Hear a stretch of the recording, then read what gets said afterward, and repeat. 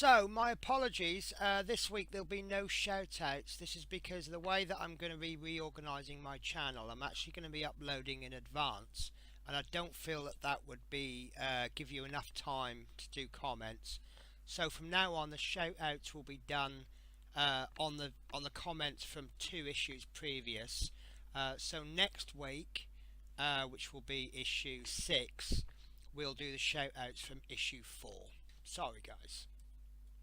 Oh no. Mind the gap. Okay, so welcome to part 5, where we'll have a little look through the magazine and then we'll check off the 6 parts components list. These are the cockpit bulkhead lighting panel, 2 fixing screws, there's 1 screw plus 1 spare. You have a right and a left instrument panels, and then you have the upper and the lower section of the passage tube.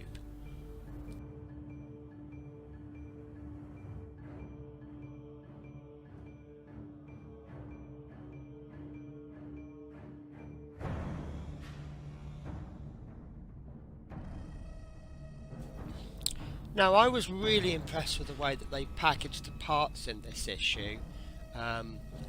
I feel that if the manufacturers aren't taking care, then why should I take care of the build? This issue, I was quite happy to give it a 10 rating because it appears to me now that the manufacturers or the publishers really do care about this, so they've packaged the parts really nicely.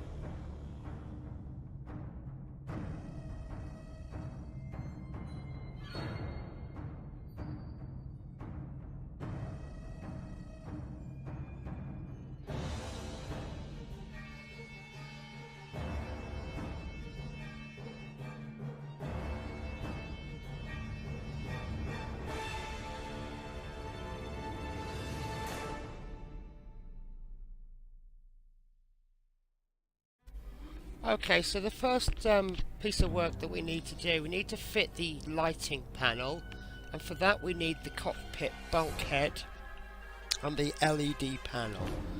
We need to place that downwards. You'll see that there's 3 holes on the lighting panel, and there are 2 locating pins on the cockpit bulkhead. All we need to do is just line those 2 pins up, place it on, make sure the orange side is faced upwards, and then we just fix that with 1 screw. Probably going to bore you to death with this statement, but do not over tighten.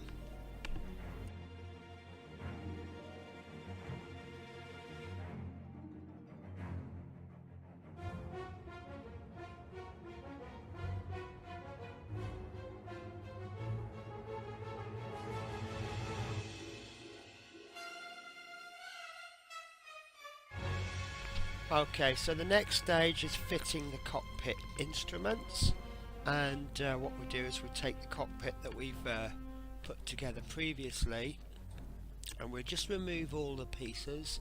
This just gives us easier access. This is a bit of a strange one because some part works where we're being given parts and then we're being told keep this part for a later issue. With this particular part work, we seem to be given the parts that aren't actually needed at the moment, but they're telling us to put them together but not fix them permanently. And what we're finding is we're putting them together, we're taking them apart, putting them together. So it's up to you if you want to assemble them, but I do like the idea of putting the parts together at this stage.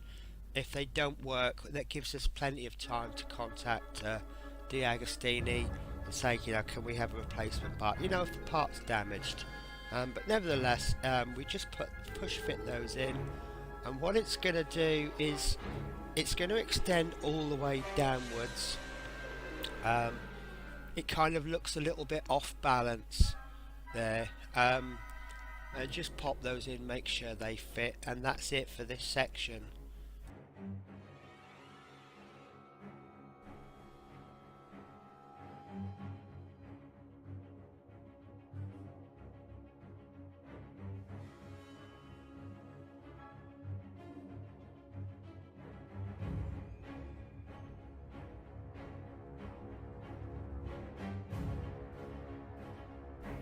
Now I'm still really worried about these controls.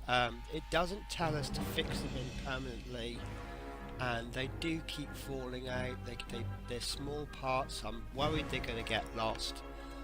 So my advice for you is to just keep them really safe. Each time you put this cockpit away, perhaps consider a Ziploc bag, so that if the parts if it gets knocked and the parts fall out, they'll be contained within that bag.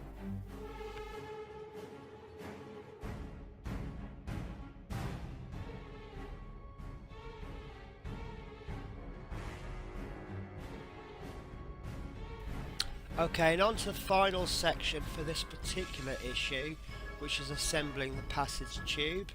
And what we need to do is we need to get the lower and the upper half.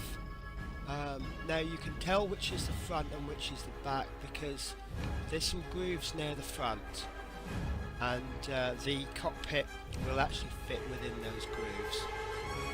There are many ways to insert this, but there are the grooves, and that will secure it into place. If you place the cockpit onto the groove, actually on the edge of the groove, it won't fit. If you fit it within the two grooves, it will fit, and you'll see that there's some little spaces on the groove, and that will help locate it. Now there are a number of locating pins. These are what I call male and female holes. Apologies if I'm no longer politically correct in this modern world. This is something that I've always known. If it's a hole, it's referred to as a female plug or female port. If it's actually a protrusion, it's regarded as a male plug. So for example, when you plug an electrical socket into the wall, the actual plug that you have, whether it's a 3-pin plug in the UK or a 2-pin plug in the US, that plug would be male, and the actual wall socket that has the holes, that's referred to as female. Now, as I say, there are one male plug actually missing. It looks like a bit of a miscast, however it doesn't seem to affect the overall build of this tube, so I did nothing about it. And so now we're going to we've just done the test fit, the dry fit as I like to call it, and you see that we will be inserting the cockpit. We're actually trying to pop it in wrong there. Now the reason I tried to put things in wrong is to see if it's actually possible to build it wrong. And there you see I've discovered some the way that it's shaped. You're not going to be able to put it in wrong. It will either go in correctly or it won't fit properly.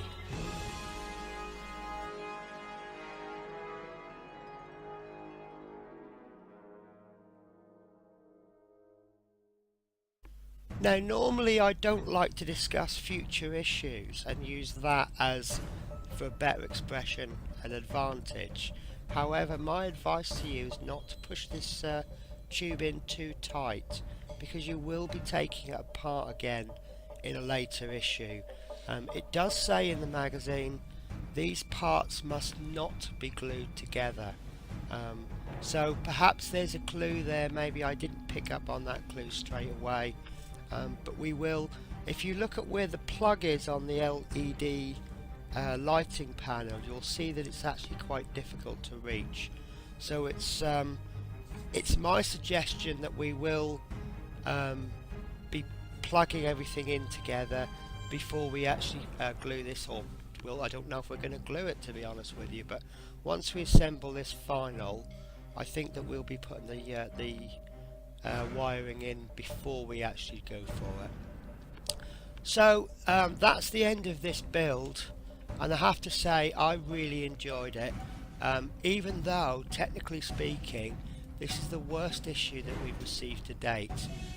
Definitely a 10 out of 10 for appearance, and with a 21-minute build time it's quite short. It wasn't that technical, but there was lots to do. The instructions were clear and there were only parts, 6 parts, sorry, and the total overall build gave us 86%. Now 86 is actually a very good score, so we can't complain. I personally think 86% is a very good score, and that gives us an average of the build so far 91.2%, which is a very good build. Now we do know that when we build these part works over 100 weeks or 50 weeks or 250,000 weeks, however long they last, we know we get slow issues, and I think that this is a slow issue. And for 80, well, I've forgotten the score now, look, for an overall score of 86% being a slow issue, I think is very, very good. So I'm really looking forward to next week's issue. So I will see you again next week. I hope you've enjoyed this build as much as I have, and you guys take care.